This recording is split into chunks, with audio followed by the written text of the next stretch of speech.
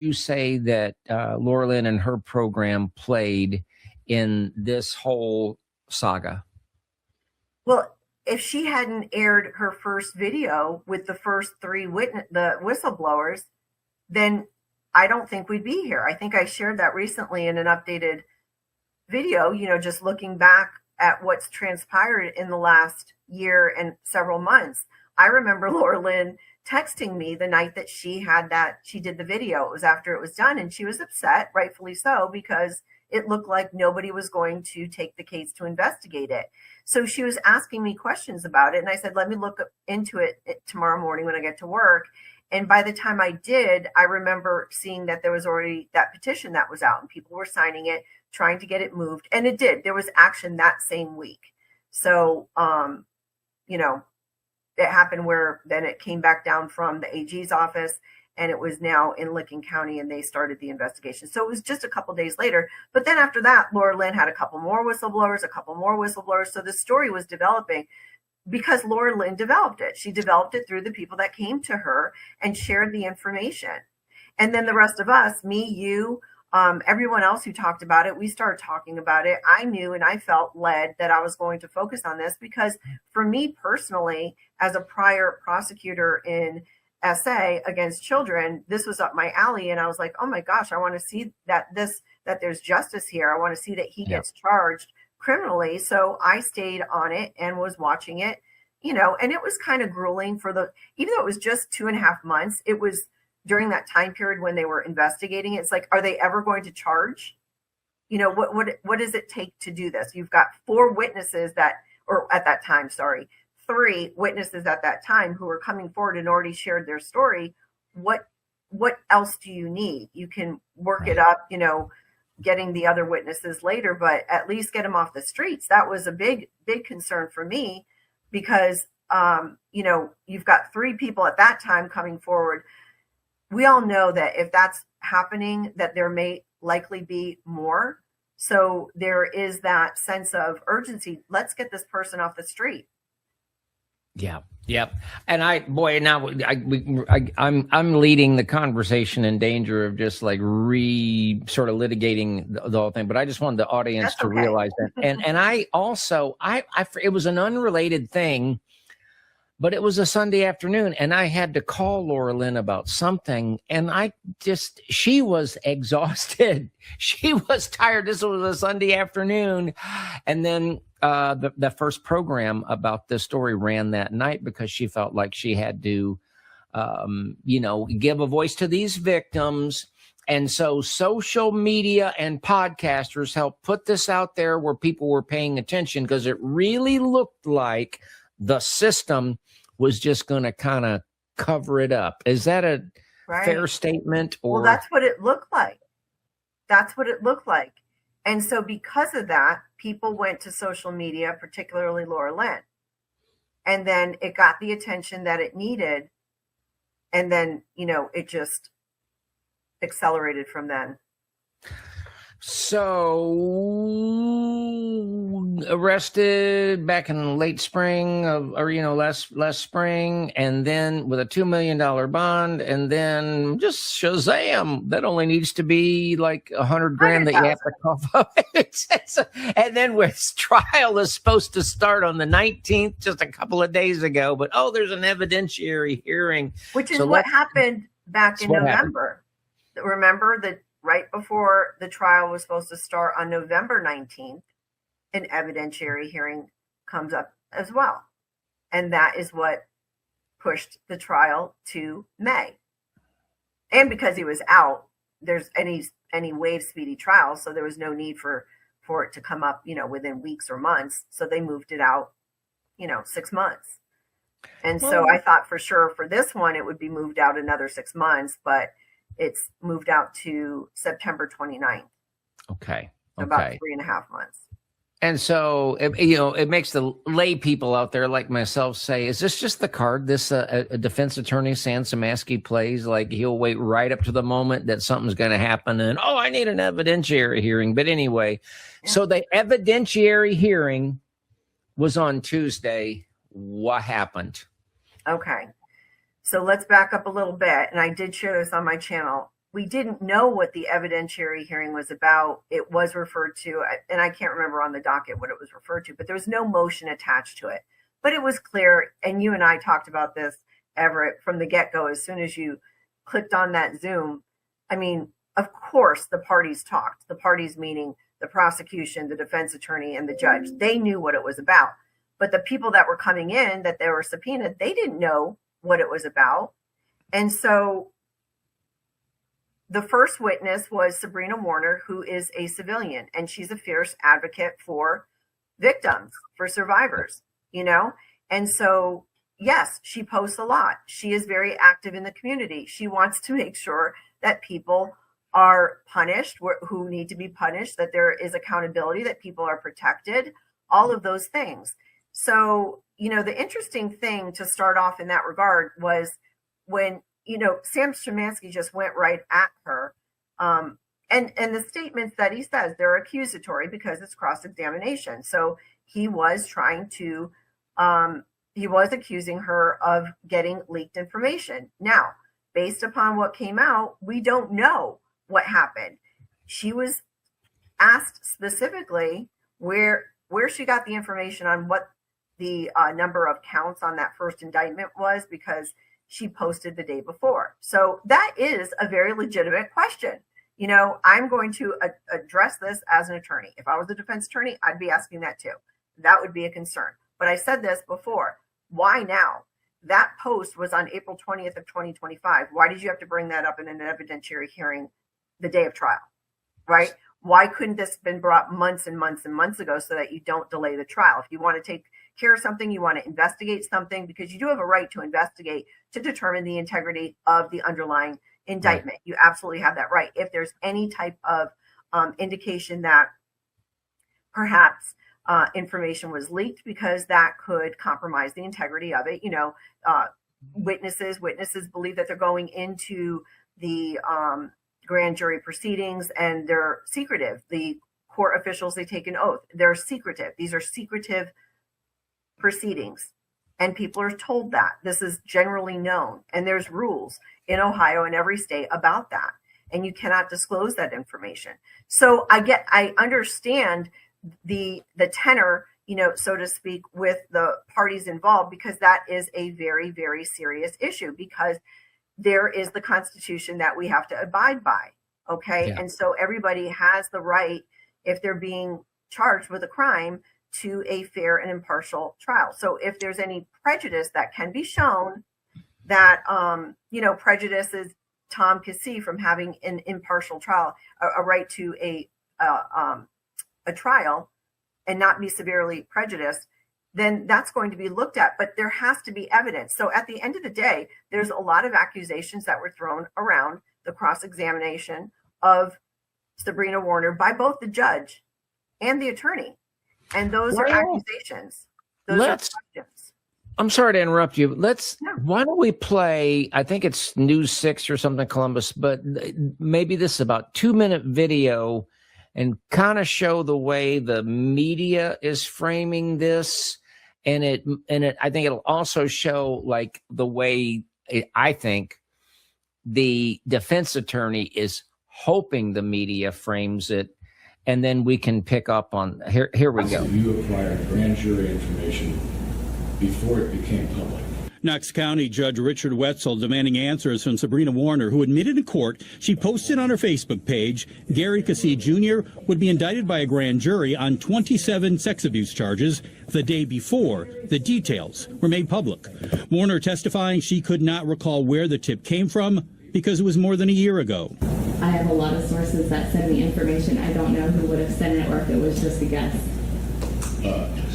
Okay, I find that hard to believe. The court not allowing us to show witnesses on the stand. At one point, the judge threatening Warner with arrest when she would not stop talking over him. Do you know how to avoid finding yourself in contempt of court? Speaking truth, which is what I'm doing. Well, there's more than that. Grand jury proceedings are secret. They're sacrosanct, and she's violated it every which way but loose, and then had the unmitigated gall to lie to the judge's face about it. Keesee was indicted on 27 sex-related crimes in April 2025. He was later indicted on 5 more charges. Keesee is the son of the co-pastors of Faith Life Church in New Albany and was a former leader in the church before resigning. Investigators say the victims all under 13 at the time of the alleged abuse. 3, according to police, were church members, but there's no evidence the alleged abuse happened on the property.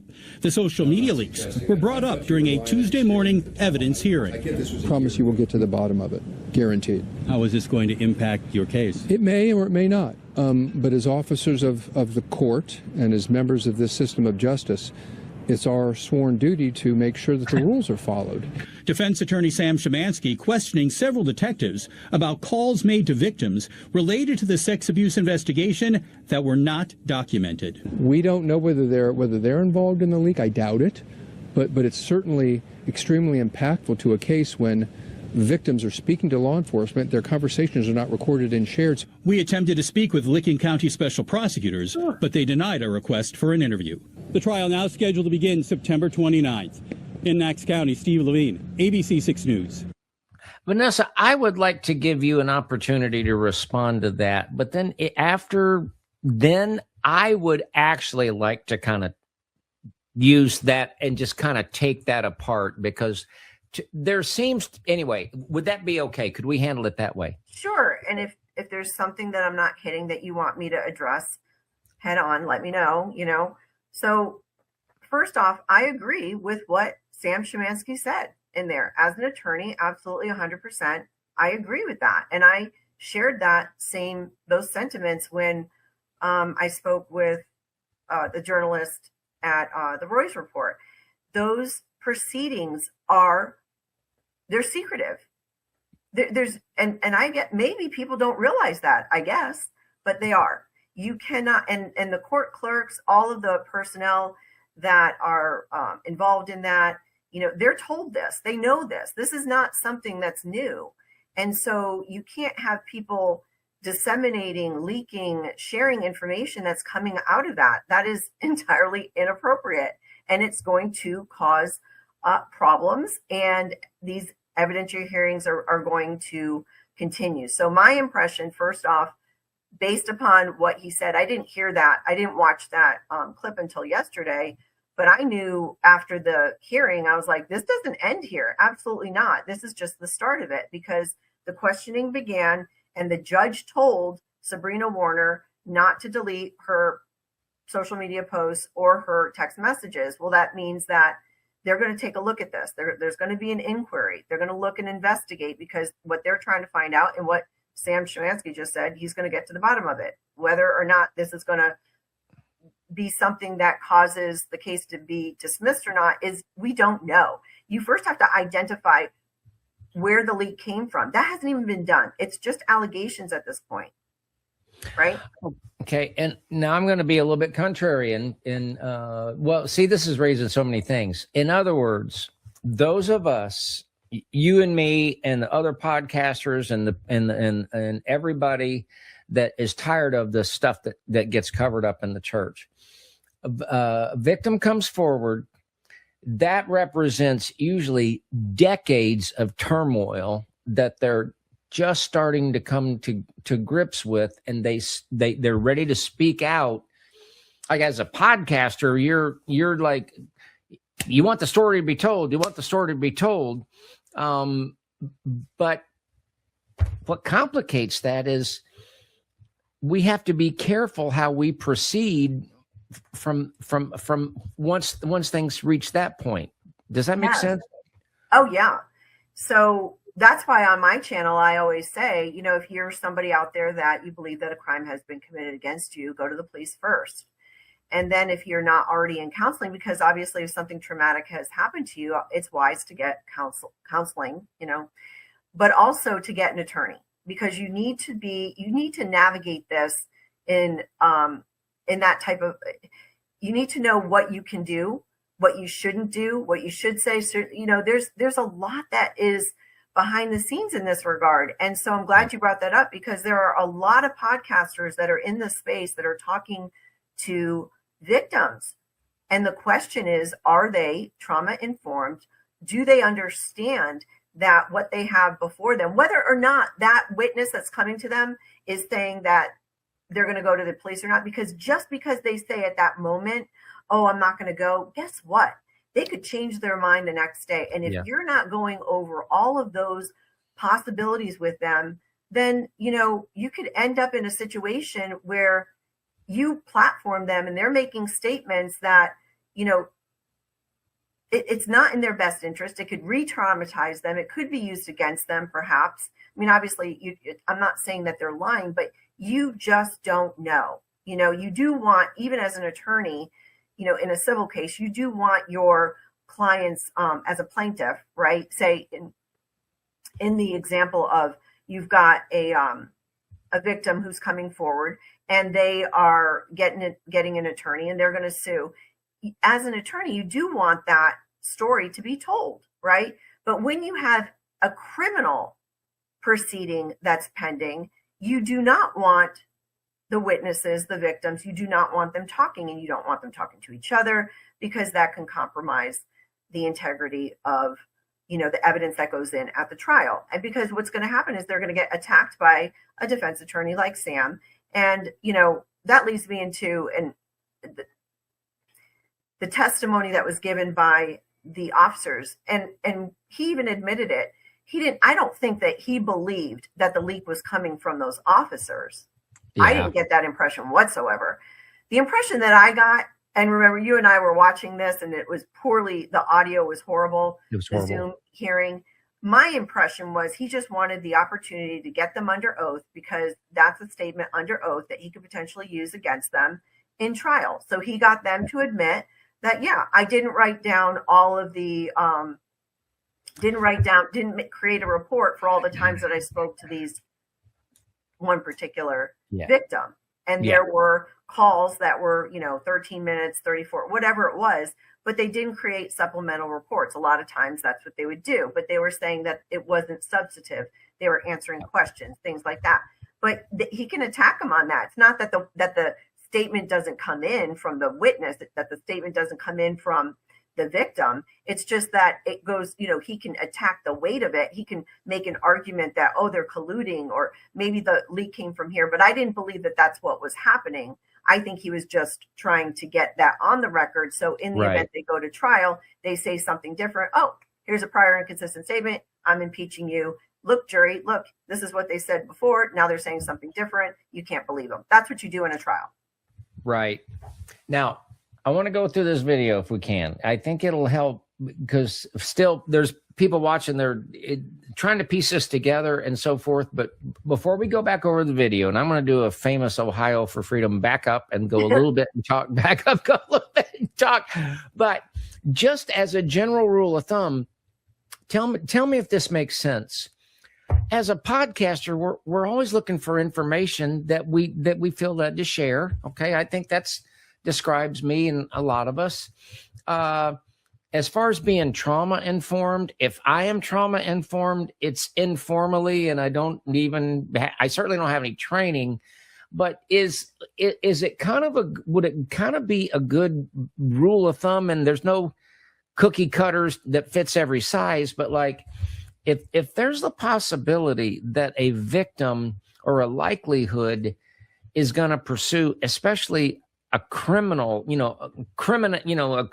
charges, pursue that, they probably need an attorney before they start giving permission to somebody like me or somebody else to put everything out there, because once something has been said, the guys like Sam and others, they're looking for anything they can grab, anything they can twist, anything they can use against the witness. So we have to be very careful if we want to be wise as serpents and harmless as doves, and be successful when we pursue these things. That was a long way of saying that, but does that make sense?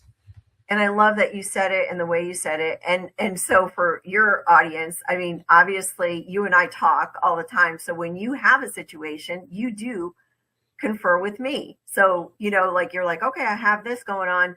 What should I do? And that's great. You know, you definitely want to get in the boat with somebody else. You don't want to just take it upon yourself. Just like you said, You might not know. Like for me, I've done this before. You know, I have, in my experience, my professional experience, I can determine what I need to do.